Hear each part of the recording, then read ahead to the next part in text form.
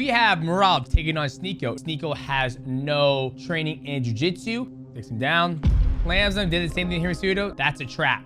And you're gonna see Merab just crush him. He pulled that arm back. Look, he goes back and forth. Grappling is so king if you fight somebody who has no idea how to grapple. That's one thing you do not do. You do not antagonize an athlete like Merab. What's going on, boys? Welcome back to the channel. We got another breakdown for you. We have Merab taking on Sneako. Now, Merab, I had the pleasure of having him on the Mighty Cast. That will drop tomorrow, Tuesday. Make sure you guys are here to watch it. Now, Merab just came off a big victory against Henry Cejudo, the Olympic gold medalist, Triple C, and Sneako and him wanted to get some roundness. Now, I knew how this was gonna go, but you guys wanted me to break it down, and I'm gonna break it down to you for you guys. So if you're new to the channel, make sure you like, subscribe, and also hit that stanky ass bell to know when we go live. All right, now let me get my epic pin out just so you guys, I always tell you guys when I watch street beefs or any fighting, I always will think jiu-jitsu is king because you can control somebody's body, whether they're bigger or smaller than you. So obviously Sneako has no training in jiu-jitsu. He did do some stuff with Nate Diaz prior to this, but he's been training boxing. So let's go ahead and see how this goes, boys. Let's see. What do you think you're gonna do? So right now he's talking about it, right? And as far right there, look, you know, Sneako's going back and forth in his footwork. He's saying how you're gonna cross the void against Strickland O'Malley. Say you do punch, kick me, whatever. Boom. Takes him down, slams him, did the same thing here in Studio, starts slapping him. Bro, I'm not sick of Sean, you know. Different story.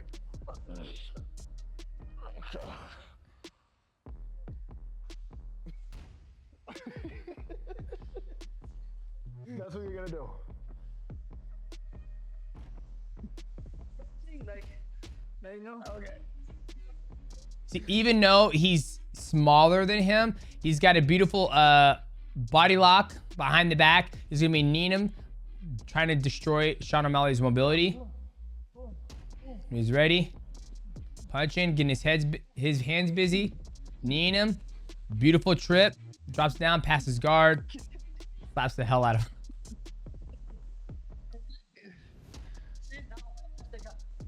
Pass the guard, knee on belly. Look, this is the one thing. This is why people who aren't educated in grappling, I'm gonna back it up real quick.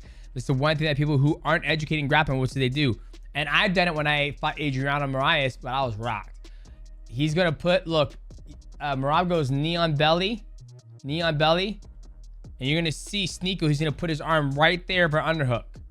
That's a trap. Right there. That's a trap. Right? Because now you're basically inviting all of Merab's weight on top of you. And you're gonna see Merab just crush him. And he's also giving his head when he postures up. And then he crushes him, that brings it there.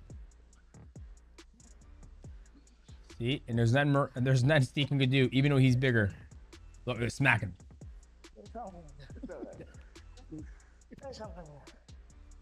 There's an armbar right there. Gets it back. Wrist control, beautiful wrist control from Merab. Slaps him again, keeps on slapping. You see, and this is where Merab's controlling this anchor point right here, because this is the longest part of his extremity, which is where he's being extended. So all Merab has to do is pull Sneako this way, and Sneako's gonna sit right back down because he's trying to pull Merab. And Merab understands that he doesn't have to hang on to him. Sneako has the connection right here, and he knows that. So Merab's just pulling his hand, and Sneako's hanging on to the hand. Sneako needs to let go of the hand and turn around. That's why he keeps getting pulled back.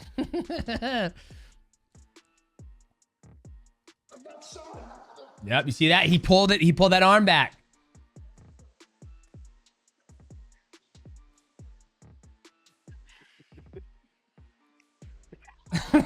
He keeps slapping his thighs.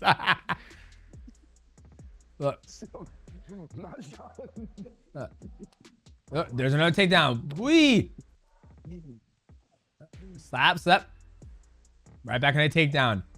And this is what makes Merab so damn good, because he can do this exact same thing to a world champion, right? Because his constant pressure of trying to get his hands on people. And look at him, and now he's just sitting there slapping him.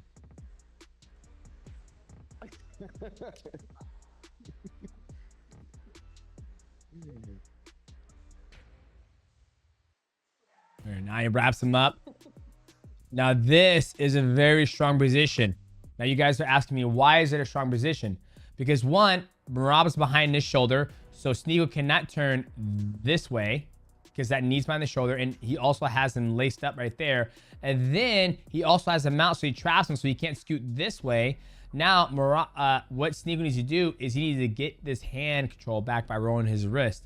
But Merab can go either armbar, he can keep slapping him, and Merab can also take his back by giving him a pillow and sitting up and taking his back. So that's why I always say grappling is so king if you fight somebody who has no idea how to grapple. In boxing, you can, you're gonna have a better chance of beating them, but grappling, if somebody has no curriculum whatsoever grappling, it's pretty much a wrap. He goes back and forth. And he also go triangle too. I love that he keeps slapping his thighs.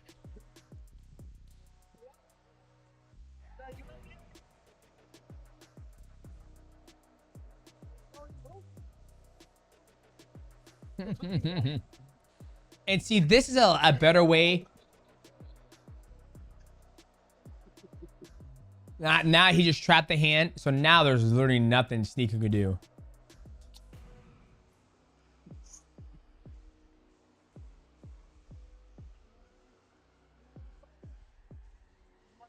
Rear naked choke. Boom.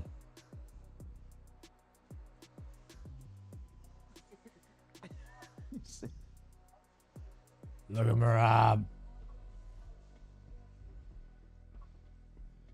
Nah, I think that was easy. That's one thing you do not do. You do not antagonize an athlete like Merab. Now, let's move forward. I think this is where he's talking about his experience. Blackballed social media platforms, get blackballed from every streamer from all these events. Even gyms, I'm getting blackballed. And I just want to state that nobody told me to spar Strickland. Like just Strickland offered to do it. I said yes. It wasn't anybody, like it wasn't Jake Shields, had nothing, like don't try to blame anybody for that. It was my decision making. The VOC, even for me, it was very hard. Okay, so the whole thing about him getting banned from blackballed from the UFC, I think the reason why, obviously this is just my personal opinion, and I'm looking at it as a business standpoint. Sneako he has a pretty big following. And once something like that comes out of Sean Strickland, who is the former middleweight champion of the world, beating the living bricks off of Sneako, it just shines a bad light on it, especially when you have Joe Rogan talking about it. And then let's see if that gets on ESPN. And then it's like, what's truly going on at the UFC PI? Are they actually training there? Or are they having this, these guys coming in and get beat up? So I think Sneako wasn't going out there and giving UFC a bad rap, but you can see how the investors who always want to keep a clean, beautiful slate of their product, and I think having a gentleman who's way bigger beat up a non-trained athlete doesn't look very well. And the fact that he also went on record and was talking about how he had some concussions. I believe it's right here. And I did some sparring training again. I've been sparring too much, bro. You see, I got the Nick Diaz Academy hoodie on from Stockton. I sparred with them like 4 rounds, 1 round with the pro, 3 rounds with Nate, which was like a couple days after the Strickland thing, which you guys all saw. And you saw I took some licks, and we're gonna talk a little bit about that today. And then on Friday, I'm losing track of the dates, bro. Like honestly, I've never had a concussion that serious, but like I was even watching the Rocky movie, and Rocky was counting the numbers on the house because so he's saying he got a concussion when he sparred Sean Strickland. The way that, there's 2 different versions of how you play with somebody. One, you saw how Sean Strickland played with them. He just destroyed him. He let him do his thing, but then once the timer went over, Sean Strickland attacked him like it was a full-blown fight. Then you have Merab, who still gave Sneako a lot of licks, but they're all slap, open hands. The brain's not getting jarred. He's not bleeding. He's mostly controlling his body. If Merab wanted to, you know, throw a punch or an elbow, he could have done that. And that's the better way you play with somebody who isn't trained. And the biggest thing too, Sneako's got to decide, you know, it's good to go around and do all these collaborations, but at the same time, what's his end game goal? Like if he truly wants to get better, which I'm sure he does, the best way you're gonna get better is by going to a gym and just clocking in hours and going to just a gym or going to the boxing or MMA gym or whatnot. Or if his goal is to go around and collect all this, you know, all these collabs with all these streamers, not streamers, excuse me, athletes and fighters, then he's doing, you know, that's what he's doing succeeding. He's just got to make sure he's careful that he doesn't run into another guy who's going to give him more concussions, because that's why I don't spar random people. I don't, you know, grapple. When I do a seminar, I don't grapple the people at the seminar because they're out there to prove a point. I'm just here to teach, and it's very risky. Ryan Hall, he tore his ACL by grappling at his own seminar, and that's why he couldn't fight for 2 to 3 years. It's just not worth it. And just like for Sneako, it's not worth it to go out and spar somebody and get a concussion. Who knows what's going to do? Does Sneako have an MRI? Does he have a picture? You know, does he have any pre-conditioned things that we don't know about, right? So these are all the things that I kind of think about, because I've seen it happen before where somebody, you know, gets knocked out and then they end up passing away because they had, you know, aneurysm that they didn't know about. So, well, aneurysm, well, they had something in their brain. So boys, thanks so much for dropping this in the Discord. If you're new to the channel, make sure you like, subscribe. Also, hit the bell to know when you go live. And shout out to Sneako and shout out to Merab. Merab's going to be on the Mighty Cast. I hope you guys enjoyed, and we'll see you at the next one. Cheers. Well, damn.